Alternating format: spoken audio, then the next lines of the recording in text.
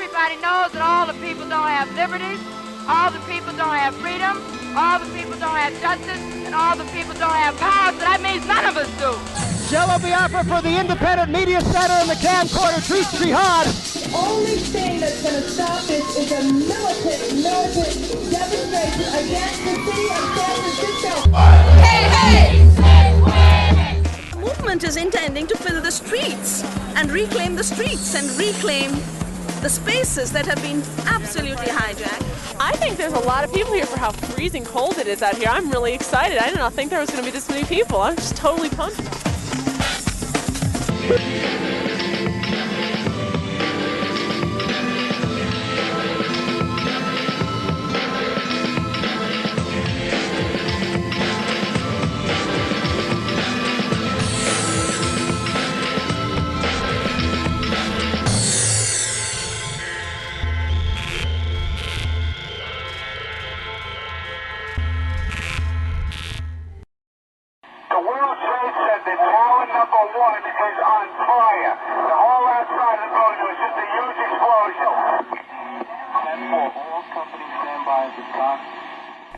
We really try to work to keep this from being our... My name is Shanti Sellz, and I'm a humanitarian aid worker on the U.S Mexico border.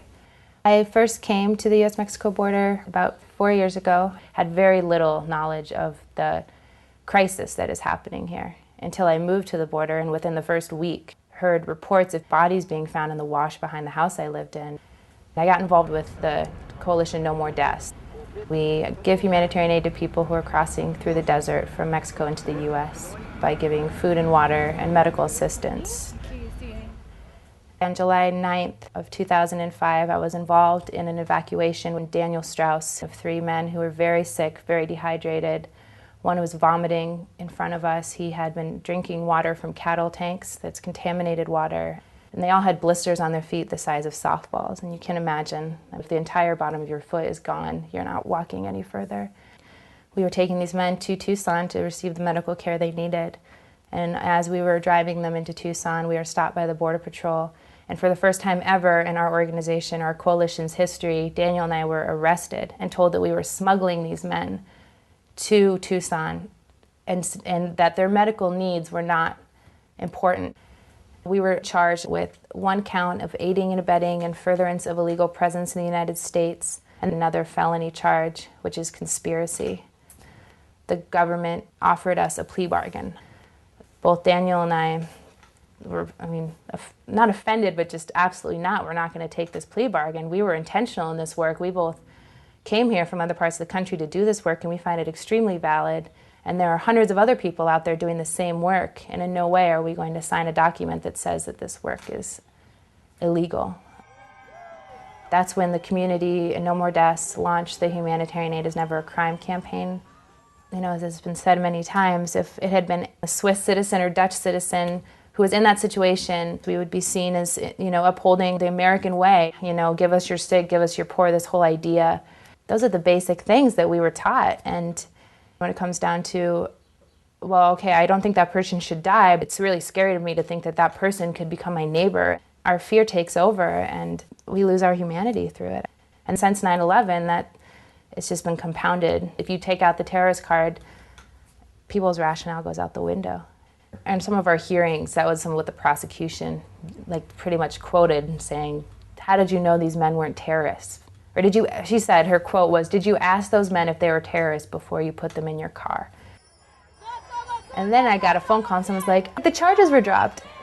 I am thankful. I'm not anticipating 15 years in jail, but there was no precedent set. There was no ruling made, really. Nothing was said that this work can never be considered illegal. This is humanitarian aid, or, it's just, in this situation, these 2 people won't be prosecuted.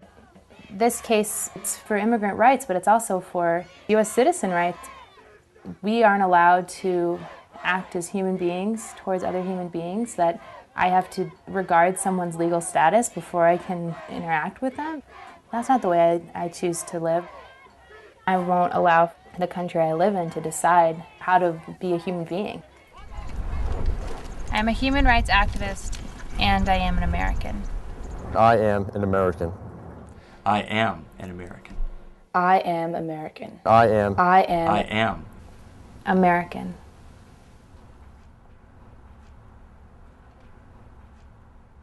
There's a negotiator, police who's not wearing the riot gear. He's wearing like a hat with a little badge on it. And then most of the time out here, if you go into one of these restaurants over here, they won't feed you. They won't give you a dime. Most of the time I eat out of a trash can, or if I make enough money, I buy my food.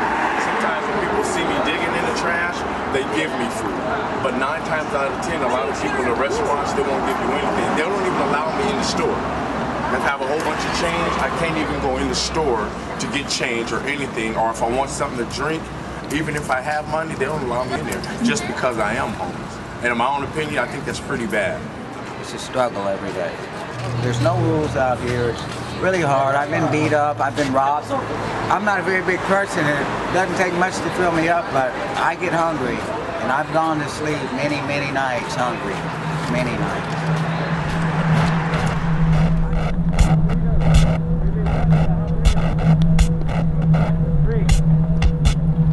Hot burritos, free food.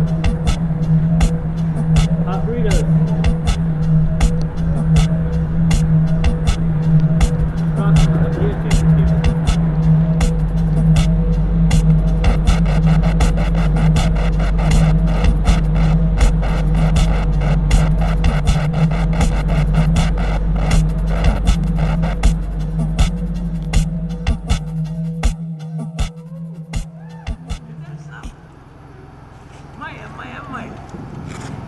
Ain't not a good God is. Look at it. Ain't this? Tell you something. Bring these good folks out. Thank you, Tom. Yes. All right, keep up. Spread that love around.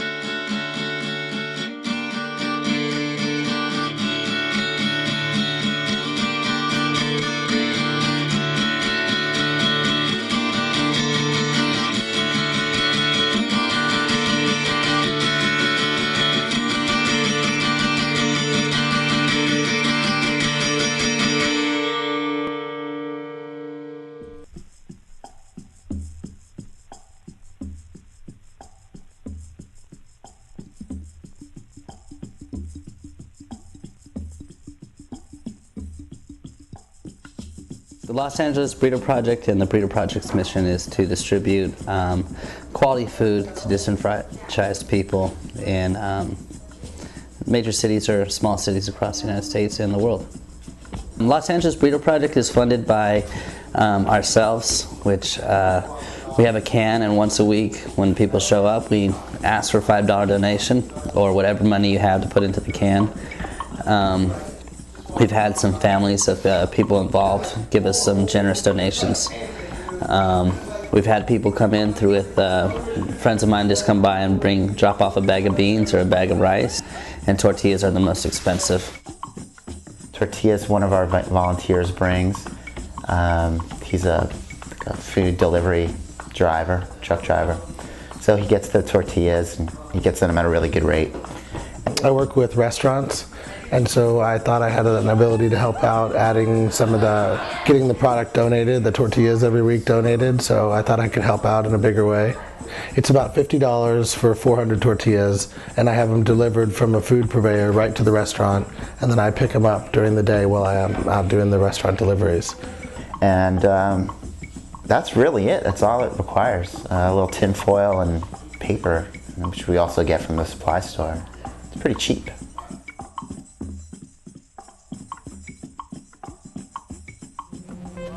The Burrito Project is basically kind of like a DIY food operation, right? You know, we ride bikes, we make burritos, we pass them out to homeless people in downtown. It has a special meaning for all of us because of the significance, right? We feed a lot of people. We started out making 60 burritos, and now we're at a point where we're passing on around 460 burritos a night. We have 3 different routes, and yeah, there's about 20 people that are involved, and it's growing just on its own, where now there's burrito projects in different cities. There's one in Mexico, in Mexico City, and there's one in Syria, Falafel project. So the idea is that you could feed a lot of people with very little resources.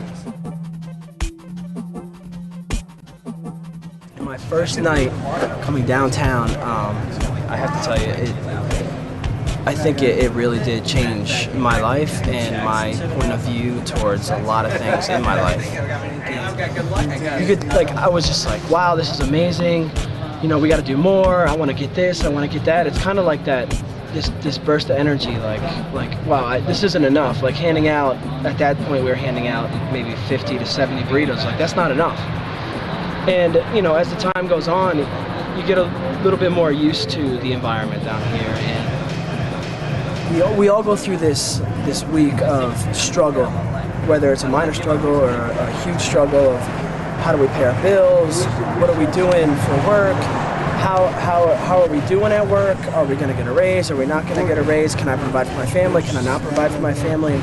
But then this is the one day a week where we get to get together with a bunch of friends and talk about each other's lives and not center on ourselves, and then leave our environment with a bag full of food and come downtown and see people who we've seen, who I've personally seen for the past year, which I wish I didn't see them for the whole year. I wish that things got better for them.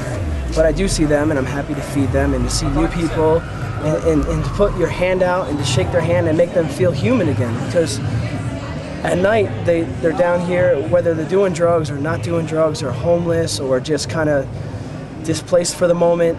It's a harsh environment, and they're on their guard all the time, and it's really tough to let people in. But I think because we're so well known at this point, it's really easy.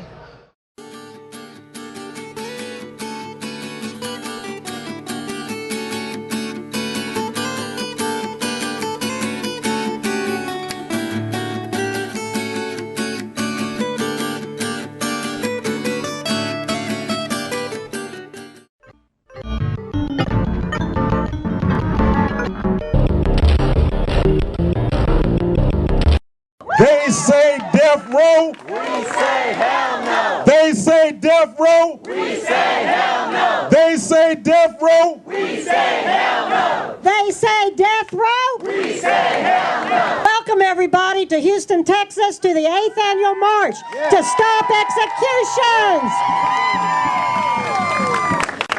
Today, we are at a historic moment in the struggle to abolish the death penalty, and I am so glad that you are here to be part of this action. Right now, we may have a de facto moratorium on executions. Right now, Kenneth Foster is alive. Right now, we're at a turning point.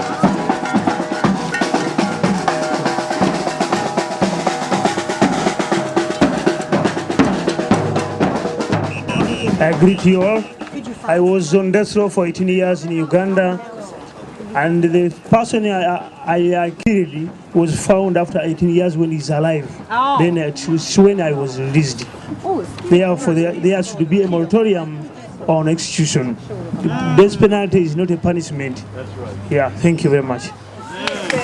And Edward has come to the place where he forgave the people that lied and put him in jail. And that's part of what the Journey of Hope is all about, because we believe that forgiveness is a strength, and the answer is love and compassion for all humanity, because we know that most people want the death penalty. It's purely a matter of revenge, and revenge is never, ever, ever the answer. Thank you. I'd like to read a message from Gabriel Gonzalez, a member of DRIVE, the Death Row Intercommunal Vanguard Engagement Organization on Death Row. Revolutionary greetings. It feels good to see you people out there who believe in us and what we do here. We are certainly in the belly of the beast, dealing with life and death on a daily basis as we fight for freedom and the abolition of the death penalty. And so, you know, all of you out there who are standing with us are our heroes. And she rose. My words. Because if it wasn't for courageous people like you, who all mobilize on the outside and stand in solidarity with us, we would be stuck here in hell. But you are not just people, but our comrades, because we share the same struggles. We're the people, whether we're socialists or revolutionaries or members of the NAACP, but all of us believe that we would rather die on our feet than live on our knees. And to know this gives me hope and added courage, and that's from Mexican revolutionary Emiliano Zapata. Yes. So thank you to all you comrades out there. And as you extend your solidarity to us on death row, we are sending our love back to you. We say all kinds of things about the death penalty. It's biased against people of color. It's biased against the poor. It's a broken system. It's filled with error and fault. The bottom line is the state should not kill its citizens. That's the bottom line. The state should not kill its citizens. Absolutely. Don't take Civics 101. Does it say in Civics 101 the book, state kill citizens? No. Yeah. We got to end it. You got to end it. Sisters and brothers, forget what they said and look at what they're doing. Yeah. Shaka Sankofa is dead. Yeah. Odell Barnes is dead. Joseph Nichols Bays is dead. Ruben Cantu is dead. Francis Newton is dead. Todd Willingham is dead. Carlos de Luna is dead. The list goes on, and it will continue to be added to, unless you, the people, rise up and in one voice say enough. Ya basta. No more executions.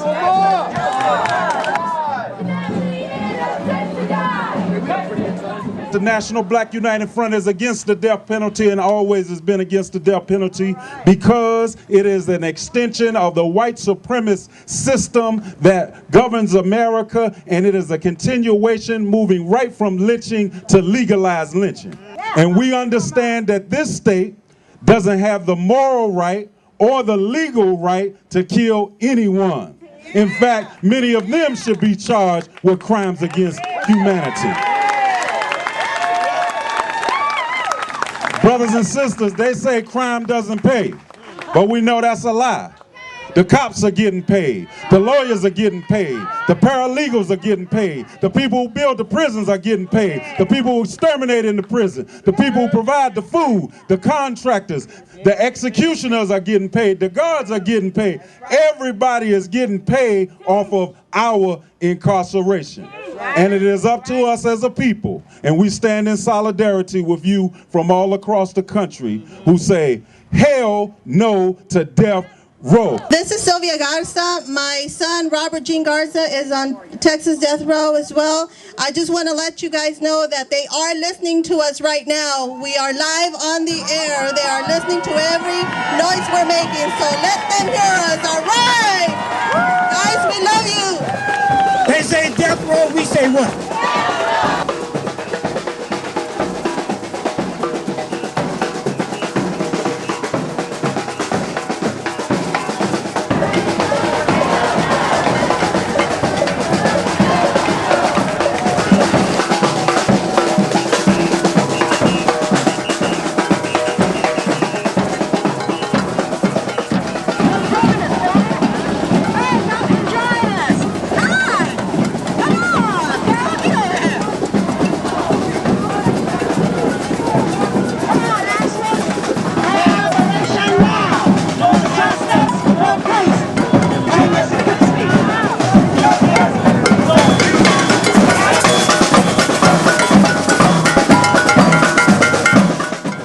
We support the death row abolitionist movement and all the organizations. Yes. Stay strong, my people. Yes. And may God be with you. All power to the people. Power to the people. All right, in the memory of Carl Hampton, who was murdered about a block down in front of Wolf Department Store on the night of July 26, 1970, I say Carl Hampton presente.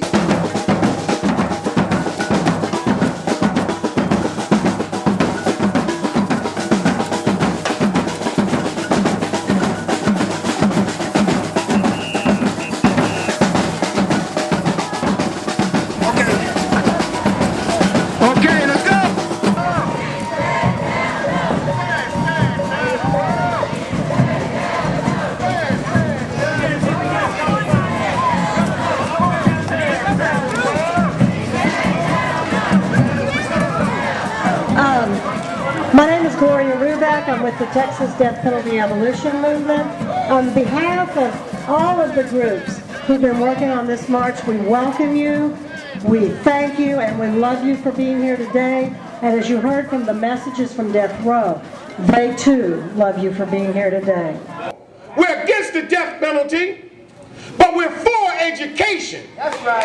That teaches our children and keeps them out of criminal life. That's right. We're against the death penalty, but we're for a living wage and jobs that employ people and give them an opportunity to earn a living without being involved in criminal activity. We're against the death penalty, but we're for health care, prenatal health care. It's not only, why they say, you know, they talk about, is there life after death? I'm wondering if there's life after birth in Texas. Let's stand up for those who are the least, the last, the lost, the locked out, the left behind. Let's stand up for those on death row. Let's stand up for every soul that's there locked away on trumped up charges, and let's continue to fight. Continue to fight. Thank you.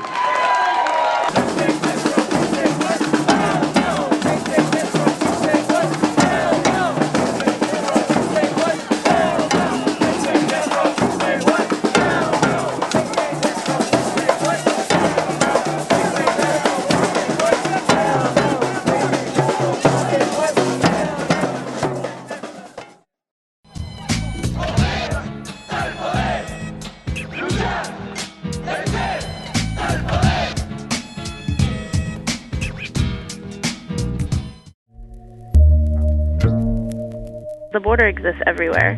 It exists in every person, in every city, in every home in the United States and potentially in the world. It's more than a physical border, it's a spiritual border. There's all these things happening, but how can we link them together? How can we join forces? And how can we build our movement to the point where we say, fuck you, like, we're gonna do things the way we want to do them and create that world where these borders no longer exist. We got here and there was just a bunch of Border Patrol NITA in the spot, you know, keeping us from our friends on the other side, and we got as close as we could.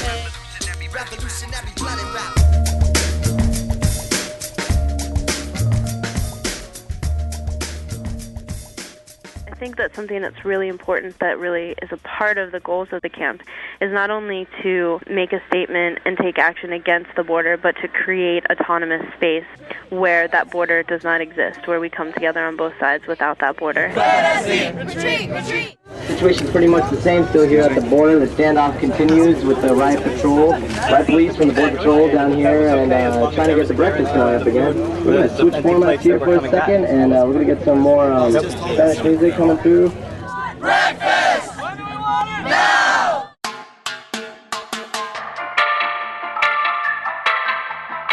.9 on the line is 98.9 FM. I hope if you do see this before the camp is over, I hope that you can tune in. Right now we're broadcasting a mixture of all different types of music, readings of poetry, live broadcasts of the show and the dance party on the border last night, and also the fact that we have a wireless mic really helps us because we can pass it through the bars and let the people on the other side talk also and do their own interviews. Common exploit. Common exploit. We have a common enemy. And yes, there is a medic tent set up here at the border camp. Common exploit. Common exploit. We have a common enemy.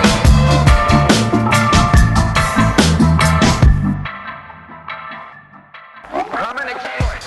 Each one of these flags represents a migrant who has died crossing the U.S. Mexico border since 1994, which is the year that Operation Gatekeeper began. So right now there are somewhere over 4,000 flags here, which is in line with the official count of how many deaths, but we know that the numbers are probably more in the realm of 10,000.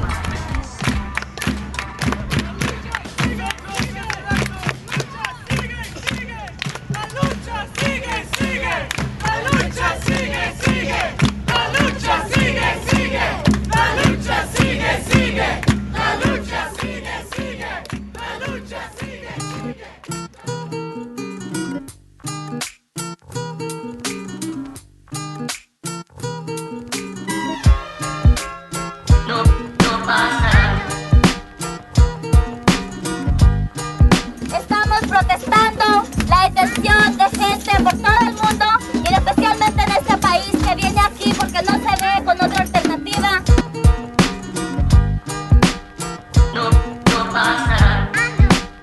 It's very celebratory, but with a powerful message. People wanted to make sure that people acknowledge the fact that people are suffering as a result of the borders. Real lives are affected by the borders, by barriers that prevent the migrations of people and result in even the loss of lives. Nos duró 2 días, pero sí lo cumplimos y ya tenemos el primer campamento unificado, un solo campamento contra fronteras en la historia de América Norte.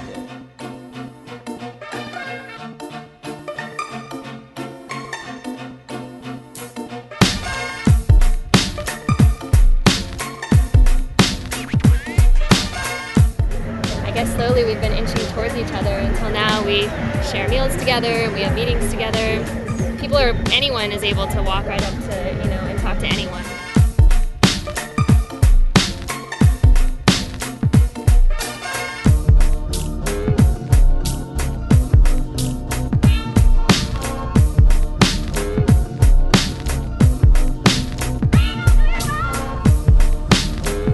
I think there's lots of excitement and creativity and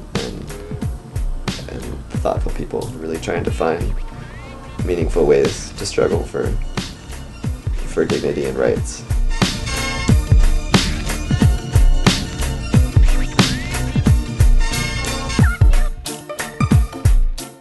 I wanna pledge allegiance to the country where I live.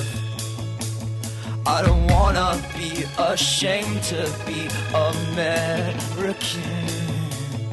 But opportunity, no, it don't exist. It's the opiate of the populace. We need some harder shit now. The truth's getting round. Each public school is a halfway house. We're high.